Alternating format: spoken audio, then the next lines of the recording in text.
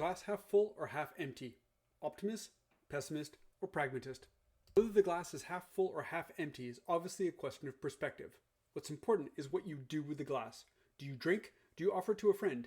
Do you look through the glass and see a world transformed? I'm an indefatigable optimist who sees the best in people and believes that both people and the organizations in which they work can change, and for the better. But I'm also a realist and understand that changing individual, collective, or organizational behavior can be very hard and that any change will take lots of time and energy and not always be possible.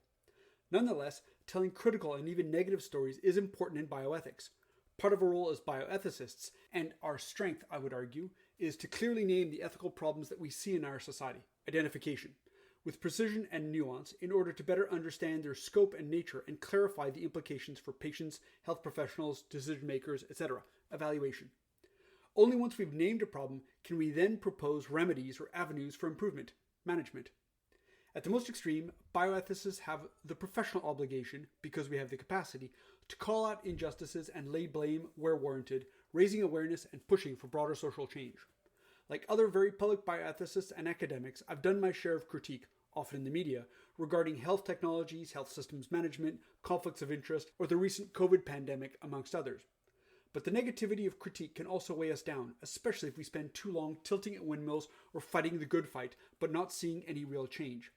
Despite being an optimist, I also have a tendency to slide into cynical critique about systems and structures that do not change, because they've been the subject of much of my academic work.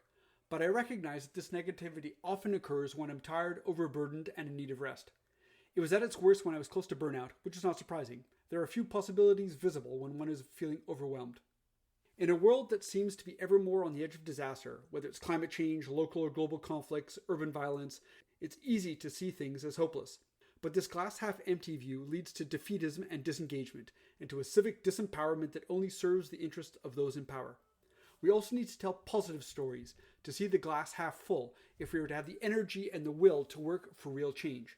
We can share in the successes of our students and colleagues. We can marvel at incredible social or technological innovations, and we can valorize the small and the big initiatives that are making the world a better place. In finding and sharing examples of kindness, solidarity, and altruism that make a difference, no matter how big or small, we show that there is hope for humanity and society, even or especially when things seem bleak. But we must also be wary of naive optimism, because that too can lead to passivity. Someone else will solve the problem without me.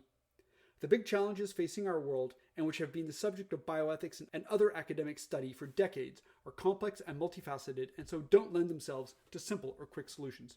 As the joke goes, the optimist sees the glass as half full, the pessimist sees the glass as half empty, while the pragmatist is having a drink. And to this I would add, the cynic sees the glass as broken due to a wide-ranging neoliberal conspiracy by big industry to undermine the foundations of democracy. I prefer to be optimistically pragmatic or pragmatically optimistic. The glass can be refilled, and we can and should experiment with different contents and uses. Not all experiments will taste good or be useful, but some may be unexpectedly enjoyable and rewarding. Positive stories can be uplifting and inspirational, enabling us to dream and giving us ideas of places where we can act to make a difference. Let's tell more positive stories. Un verre à moitié plein ou à moitié vide, optimiste, pessimiste ou pragmatique. Que le verre soit à moitié plein ou à moitié vide est évidemment une question de point de vue. Ce qui est important, c'est ce que vous faites avec le verre. Le buvez-vous? L'offrez-vous à un ami? Regardez-vous à travers le verre et voyez-vous un monde transformé? Je suis un optimiste infatigable qui voit tout ce qu'il y a de mieux dans les gens et qui croit que les gens et les organisations dans lesquelles ils travaillent peuvent changer et pour le mieux. Mais je suis aussi réaliste et je sais qu'il peut être très difficile de changer les comportements individuels, collectifs ou organisationnels et que tout changement prendra beaucoup de temps et d'énergie et ne sera pas toujours possible. Néanmoins, raconter des histoires critiques, voire négatives, est important en bioéthique. Un parti de notre rôle en tant que bioéthiciens et notre force, je dirais, est de nommer clairement les problèmes éthiques que nous voyons dans notre société, l'identification, avec précision et nuance, afin de mieux comprendre leur portée et leur nature et de clarifier les implications pour les patients, les professionnels de la santé, les décideurs, etc. L'évaluation. Ce n'est qu'une fois le problème nommé que l'on peut proposer des remèdes ou des pistes d'amélioration, la gestion. Enfin, à l'extrême, les bioéthiciens ont l'obligation professionnelle, parce qu'ils en ont la capacité, de dénoncer les injustices et de jeter le blâme là où c'est justifié, afin de sensibiliser l'opinion publique et d'encourager un changement social plus large. Comme d'autres bioéthiciens et universitaires très publics, j'ai fait ma part de critique, souvent dans les médias, concernant les technologies de la santé, la gestion des systèmes de santé, les conflits d'intérêts ou la récente pandémie de COVID, entre autres. Mais la négativité de la critique peut aussi nous peser, surtout si nous passons trop de temps à nous battre contre des moulins à vent, à mener le bon combat sans voir de réels changements. Bien qu'optimiste, j'ai aussi tendance à glisser vers une critique cynique des systèmes et des structures qui ne changent pas, parce qu'ils ont été le sujet d'une grande partie de mon travail universitaire. Mais je reconnais que cette négativité se manifeste souvent lorsque je suis fatigué, surchargé et que j'ai besoin de repos. Elle était à son comble lorsque j'étais proche du burn-out, ce qui n'est pas surprenant. Il y a peu de possibilités visibles lorsqu'on se sent débordé. Dans un monde qui semble toujours plus au bord de la catastrophe, qu'il s'agisse des changements climatiques, des conflits locaux ou mondiaux, de la violence urbaine, il est facile de voir les choses comme étant sans espoir. Mais cette vision du verre à moitié vide conduit au défaitisme et au désengagement, ainsi qu'à une déresponsabilisation civique qui ne sert que les intérêts de ceux qui détiennent le pouvoir. Nous devons également raconter des histoires positives, voir le verre à moitié plein, si nous voulons avoir l'énergie et la volonté d'œuvrer en faveur d'un véritable changement. Nous pouvons partager les réussites de nos étudiants et de nos collègues, nous émerveiller devant l'incroyable innovation sociale ou technologique et valoriser les petites et grandes initiatives qui rendent le monde meilleur.